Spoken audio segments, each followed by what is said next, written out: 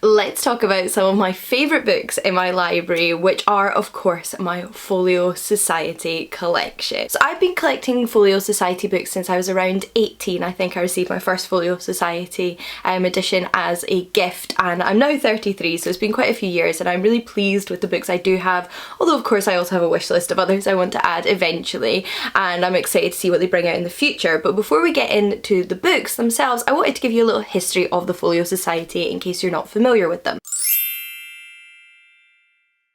So the Folio Society is an independent publisher based out of London, which was founded in 1947. Now, until 2011, they were actually a membership-based publisher, so you had to take out a membership with the Folio Society in order to buy and receive their books. And they did originally start themselves as a sort of like book club, but now Folio Society is open to everybody, anybody can purchase from them. But I think that's also part of the reason that their back catalogue has such an air of sort of like prestige and collectability around it because of this original membership programme. And like I said, they've been around since 1947, publishing utterly stunning books.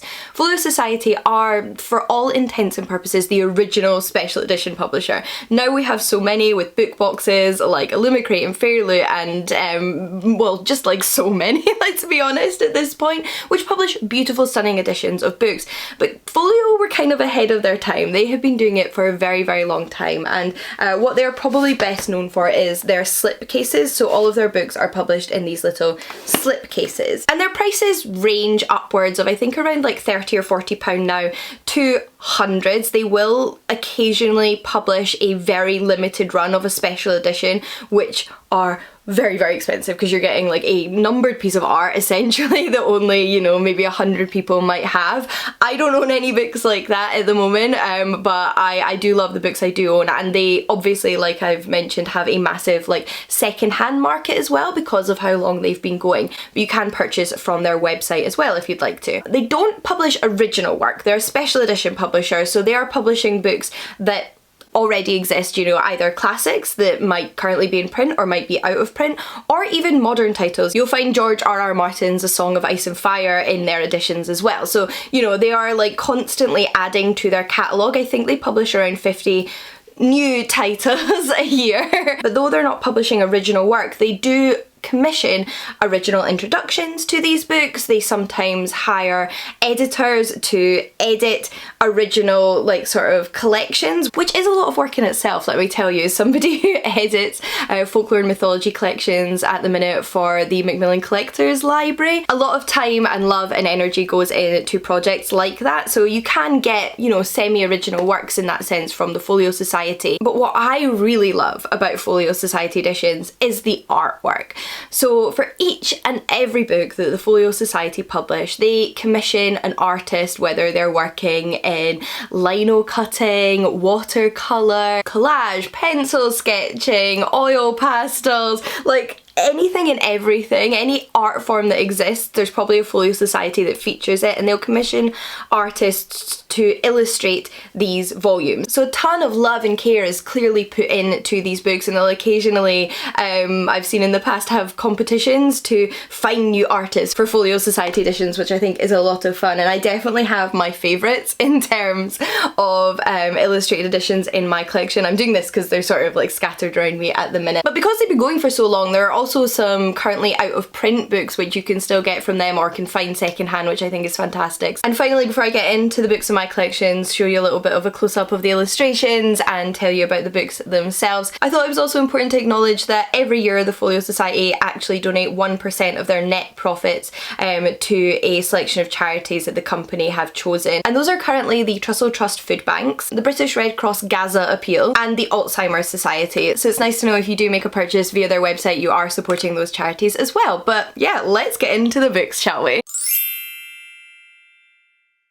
So of course I have to start with the first ever Folio Society to make its way into my collection, the one that started it all, and it's actually 2 books in one. So this slipcase contains 2 volumes, and I have a lot to say about these volumes, but before we get into it, let me clarify that these are Greek Myths Volume 1 and 2 by Robert Graves. So this was a present from my aunt on, I think it was my 18th birthday or the Christmas around then, because I'd just gotten into university to study ancient history, so everyone was really happy for me, excited for me and celebrating that with me. The other thing I think is kind of funny about this collection is that I do not know a like classics nerd or ancient history nerd or mythology nerd or scholar or historian or student who doesn't own these. These are so iconic and so many people I know have them on their bookshelves in these specific editions. Not just Robert Graves' Greek Myths, but these editions of Robert Graves' Greek Myths. And I have to say, I feel like the classicists and the ancient historians and the mythology enthusiasts must be like, you know, contributing quite a lot to the Folio Society bank account. But of course you want to see what they look like inside, so let's take a look. These are the 2 volumes. They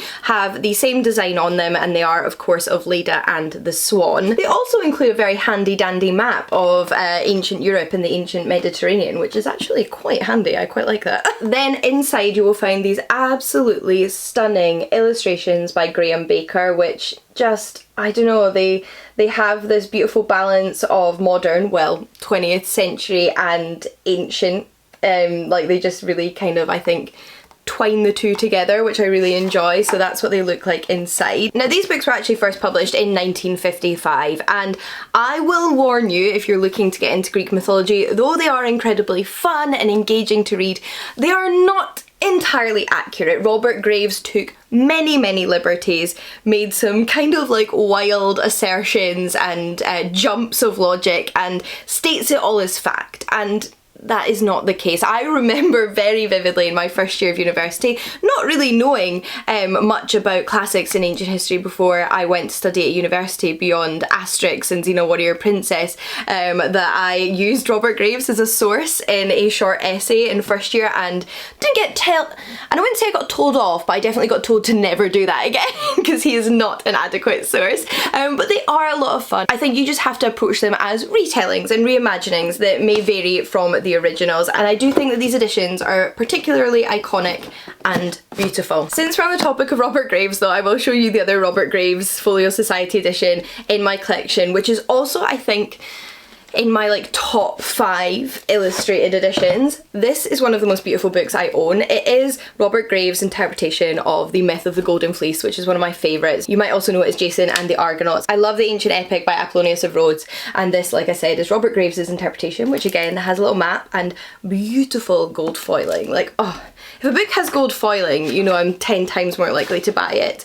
But the illustrations inside are what really sets it apart, I think. It has these beautiful full colour inserts, which are just out of this world. Like, have you seen anything this beautiful? I would 100% buy prints of these and have them displayed on my gallery wall in my office. Interestingly enough though, they're also by Graham Baker, just in a very different style from the Greek Myths books, which I think is a ton of fun. Really shows his range, I guess.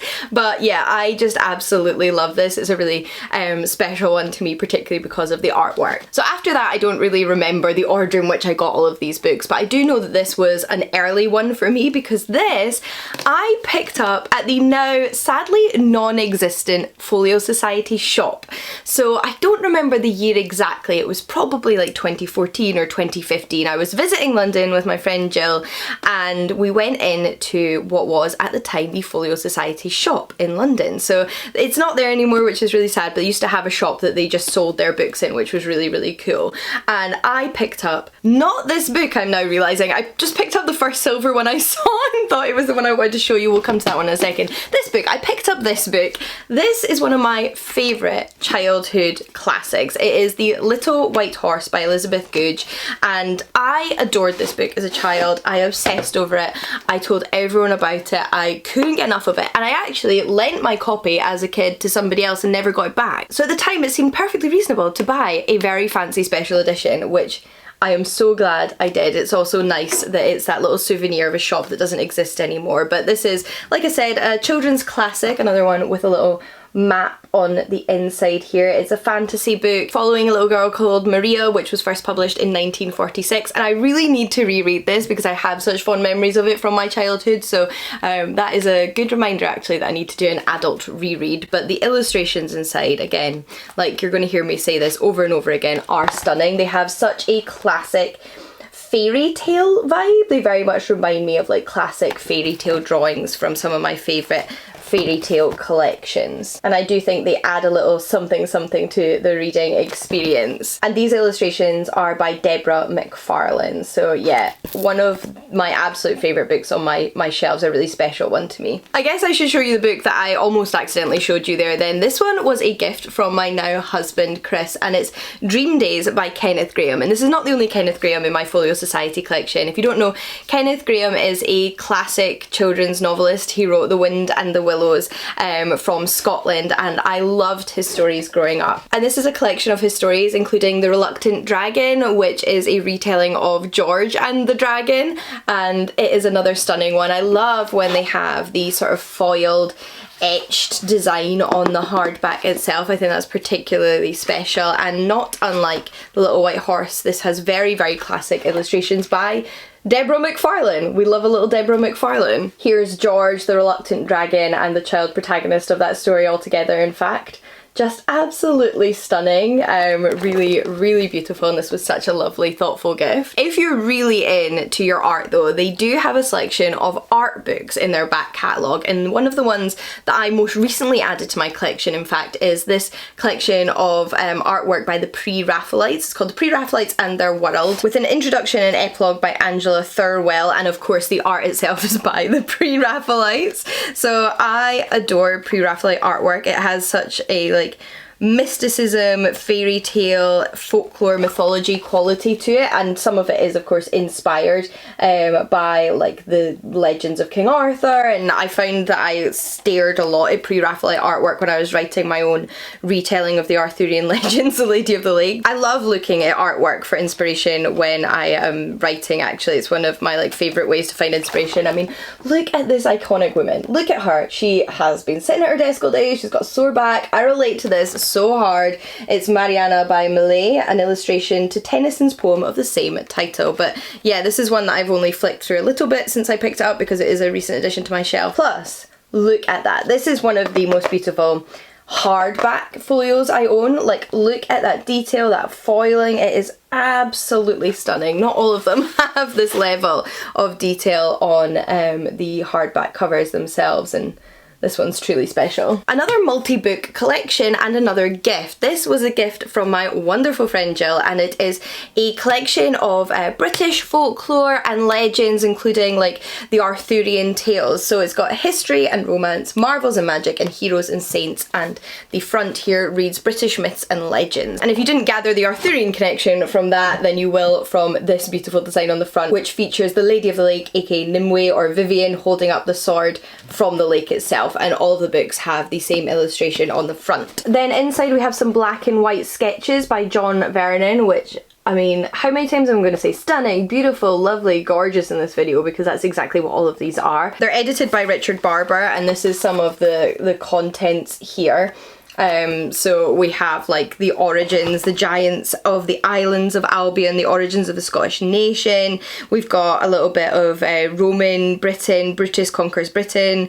We've got Welsh folklore. We've got the life of Merlin. We've got Beowulf. We've got a lot in here, and it's all condensed here in the first volume. We've got various Arthurian legends, we've got St. George, Robin Hood, Macbeth. I mean, you don't need me to list them all for you. You can get a sense of what you're getting from them there, and these are just absolutely stunning. Could not adore them more. On that note, not entirely dissimilarly, one that I bought myself is the Folktales of the British Isles, which is gorgeous, and this is one which I've noticed has a few different editions of. So some of these books Folio have been publishing for years, and they've done different versions of, so you might find it's in a different coloured slipcase, or that the cover is slightly different. It's often the same text, maybe with an updated introduction, but the kind of binding and everything else changes, and this is the edition I have, which I love. And the illustrations are some of my favourite style, which is wood engravings. These are done by Hannah Furman, and look at the detail, the craftsmanship. Then each of the little stories has a sort of introductory illustration before the text itself, which I think is a really nice detail. But this is probably exactly what you would expect from the title. It's classic folktales, fairy tales from Britain and Ireland. We've got some of my favourite Scottish fairy tales like Assapatel and the Mucklemeister Stoorworm by various different authors. So we've got anonymous ones, we've got ones collected by Joseph Jacobs, Thomas Knightley, Edward Clodd, Anonymous, Thomas Crofton Crocker, some of my absolute favourites, and some of which are out of print at this point in time. So yeah, I think this is a lovely, lovely binder. Right, let's go with our fairy tale collection whilst we're on the topic, shall we? So this one I actually picked up in Hay-on-Wye, which is the bookshop town of Wales. It is absolutely incredible, well worth a visit. I did a whole video touring the place. It's like absolutely magical if you haven't been before. And I found this, which is Peraus Fairy Tales. So Charles Perrault was a French folklorist, fairy tale writer who you may well know from some of his iconic renditions of fairy tales like Cinderella. He has been incredibly influential on fairy tales, and his work dates back to the late 1700s. But this is particularly special because it's illustrated by Edmond Dulac, who, if you don't know, is also an iconic fairy tale artist. So this is some of the illustrations inside. They are out of this world. Again, would have them framed on my wall, may one day have them framed on my wall. Let me see if I can actually find an illustration from a classic fairy tale that you may know but not realise is by Charles Perrault. This illustration is from Beauty and the Beast. Yes, Charles Perrault did a version of Beauty and the Beast. I say version because a lot of fairy tales often have sort of like regional variations, and it's hard to like date them to one specific author. Sometimes you can, but sometimes you can't. This one is from Sleeping Beauty. Each and every one is out of this world, and I love the added detail on the hardback here with the flowers. Like, this is just gorgeous and has that true like fairy tale collection. It reminds me of those books when I was a kid in classic Disney films that would open up at the beginning to introduce the story. Like, didn't we all want to own one of those? Maybe just me. I thought they were stunning, and this kind of gives me that vibe. And I love the fairy tales of Charles Perrault, so of course I had to have this beautiful edition. Here's another one which I vividly remember buying because I bought this from a secondhand bookshop in London. I don't think exists anymore, but one of my really good friends, Jen, used to work there, and it was the first time I ever visited her at her place of work, and I saw this in the stacks and immediately had to purchase it because it's short stories from the Strand. Now, I believe there are a few volumes of this, not just like reprintings of this volume, but I think there's more than one volume of these stories. And if you don't know, the Strand was a London newspaper slash magazine, possibly most famously known for Sherlock Holmes. So that's where Sherlock Holmes was originally published by Sir Arthur Conan Doyle, and as a die-hard Sherlock Holmes fan, I want anything tangentially related to it, including books like this. I actually have a Sherlock Holmes book collection. It's one of the only like series of books or authors who I collect multiple copies of the same book by, because I just love Sherlock Holmes so much. And this obviously isn't Sherlock Holmes, but you know, that was kind of my motivation behind getting it. It is classic stories that were printed there, so like Sherlock Holmes, but by various different authors. So we actually do have an Arthur Conan Doyle story in here, but we have other famous names like Joseph Conrad, H.G. Wells, Jerome K. Jerome, P.G. Wodehouse, Rudyard Kipling, and in fact Elizabeth Goodge, who wrote The Little White Horse, has a story in this collection. So a variety of different tales by different authors, and all illustrated by David Eccles. Let me find you an illustration as an example. So this is one of the illustrations here. They're these sort of like line sketch drawings to accompany the different stories inside, and I just think this is a really fun idea. If you've been awaiting more ancient literature since the beginning of this video though, do not worry, because it is here. I do have quite a few pieces of classical literature in my folio collection, and I would love to own more one day, including The Rise and Fall of Athens by Plutarch. If you don't know, Athens is my specialist subject, at least democratic Athens. My PhD thesis was on 4th century Athens, and I therefore have a bit of an obsession, and this is the ancient historian Plutarch's account of the rise and fall of Athens. Although of course he is writing a lot later than many of the events he is talking about in this book, it's still a fascinating piece of history. And I love the detail here, which sort of like I think is mimicking Greek coins. I know for a fact that this right here, this owl, was an Athenian coin. Like, I've seen this before, so I'm imagining they all are. And again, we have a little map of ancient Greece and the Mediterranean. And inside we have more of these stunning line work illustrations that I guess are like somewhat inspired by sort of, you know, your red figure pottery, but with a kind of like modern twist, which I really love. On this occasion, the wood engravings are by Raymond Hawthorne, and this is the Parthenon, obviously an essential inclusion in any discussion of ancient Athens. Continuing on the theme of ancient texts, but this time an ancient Egyptian text, well, there's also ancient Greek text in here because it is the Rosetta Stone. So this is the Folio Society edition of the Rosetta Stone translation, or well, one translation of it of course, which I think is such an incredible resource. So the Rosetta Stone you might have heard of, I mean it's inspired like other companies' names as well, so you might be familiar from it. So that might be the reason you're familiar with it. But for context, is a really important historical artifact because it was basically the key to understanding the Egyptian language. So the Rosetta Stone is one of those like very rare instances of an artifact which includes the same piece of text in 3 different languages. So it has the same piece of text in hieroglyphics, Demotic and ancient Greek. I should say scripts, not languages, in regards to hieroglyphics and Demotic. And because we can translate ancient Greek, and we have kind of always been able to translate ancient Greek, we were able to translate these Egyptian scripts for the first time, which was absolutely incredible. And this is a rendition of the text in English, as well as a little history of the stone itself, so kind of like where it was found, how it was translated, etc, etc. There's actually some photographs of early excavations in Egypt, so like I said, you know, some of these editions do have photographs in them. Again, like we've got a little bit of like Egyptian artifacts here. So yeah, really interesting book, and obviously a really interesting piece of history. On the topic of Egypt, we have this book which I actually found in a charity shop, and I bought on a little bit of a whim, but I'm not mad about it, and that is Egypt Revealed. So this is a non-fiction book all about ancient Egypt. Now I want to preface this by saying I have not read this book all the way through. I was caught up in the beauty of it, so I don't want to speak to the veracity of it when I haven't read an ancient history book, especially one that's maybe a little bit older.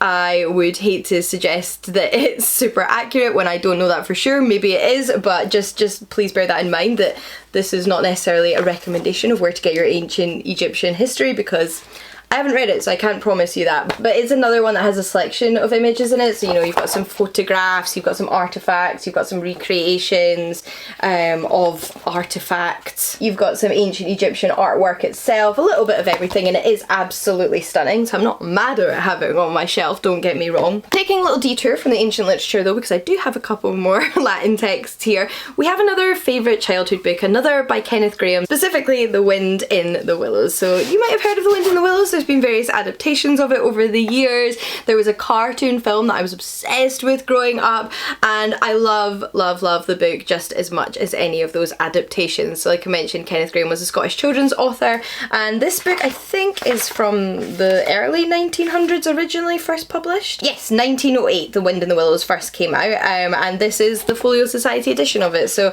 that is another thing I would really like to focus on with my folio collection. I want to own a lot of ancient literature because obviously that has a special place in my heart. I'm working on my fairy tale collections. I mean, my dream, and this is like a financial nightmare, is to own the entire Andrew Lang fairy book collection. So I'll insert a picture here, but there's quite a few volumes in this. They're not currently in print. They're not actually in print with any publisher, so there's not even just some regular nice cheap editions for me to buy. But I would love to own those one day. But I also would like to collect a lot of my childhood favourite classics, including like the ones I already own. So this is the illustrations inside. They are just beautiful, like truly gorgeous. They're by an artist called James Lynch, and I really think they give a beautiful sense of place, and I think really nature and surroundings and just kind of the setting of The Wind in the Willows is such an integral part of the story that it's really nice to have illustrations like these to go alongside the book. This is actually a story where animals are a protagonist. I know there's some stinky humans here, but it is a book which follows a variety of different animals in the countryside just living their animal lives. Then not by Kenneth Grahame, but another childhood classic, The Railway Children by Edith Nesbit. Another one that's had many an adaptation over the years, including a film which I vividly remember from my childhood. And this is one which has a lovely, like, detailed hardback cover, which I love. Here's a little close-up in case you are interested. This is another one from the early 1900s. Let me double check the exact date. It was first published in 1905, and this edition is illustrated by Inga Moore. So let me find you some of their wonderful artwork. Look at that. Stunning, absolutely phenomenal. I'm not an art critic or historian, so I don't know that I have the language to fully sort of convey this to you, and I hope that just seeing them is enough. Again, absolutely stunning and perfectly matched to the book, I think, itself. And this is the story of three children who are moved from London to the countryside. They live beside a railway station. And they like to watch the trains when their father is falsely accused of spying, and the story is actually about how they kind of prove his innocence and have him freed from prison. Then we have the Folio Society of 1001 Nights, which is titled here Arabian Nights and occasionally titled that elsewhere as well, but the original is called 1001 Nights, and this is one of my favourite books. This is a story within a story within a story, but it starts off with a woman named Shahrazad who is married to a king who kills his new wives every time he marries them. They get one night in the palace and then he kills them, but she has figured out a way to kind of stall her death by telling him a story. Every night the story then rolls into another story, forcing him to keep her alive so that he can hear what happens next. Then within those stories you might recognise some of the characters like Aladdin and Sinbad, and it is just such a fantastic piece of literature. I absolutely adore it, and I love Shahrazad. I mean, like, what a legend. Saves the day with storytelling. We love that for her. Here's one beautiful example, and another. These are all by E.J. Detmold, and of course this is a work in translation, so I should clarify that the translator of this edition is not given. That can't be right. This is translated by... Why can't I find the translator?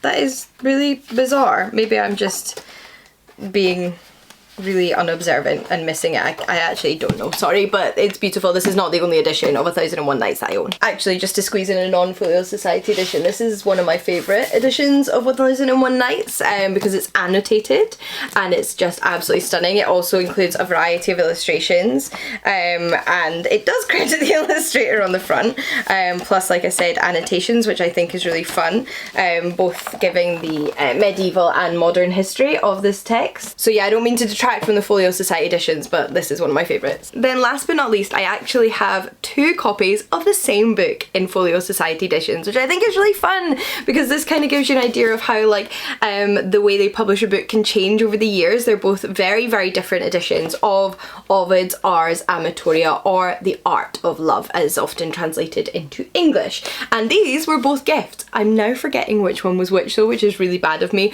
I think this one was from my best friend Jill and this one was from my husband Chris. They both got me the same book because they both know me so well. The Ars Amtoria is one of my special interests. I don't know if I want to say I love it because there's some problematic stuff in there, but I adore studying it. I've actually been writing a lot about it recently because of the non-fiction book. I'm in the final stages of writing that comes out next year, but I don't think I'm allowed to officially announce yet, so pretend I never said any of that. But I do have two beautiful Folio Society editions. So I believe this is the older of the two, so let's start with that one. You can see it's a little bit like beat up because of how old it is, and they're also both different translations of the Latin text. This one's translated by B.P. Moore and it contains drawings by Victor Ringenum, so this is an example of what the drawings look like inside, which I think are gorgeous. I mean, the colours obviously evoke that kind of like terracotta colour that is so common in ancient pottery, and it contains little illustrations like that dotted around throughout. And the edition itself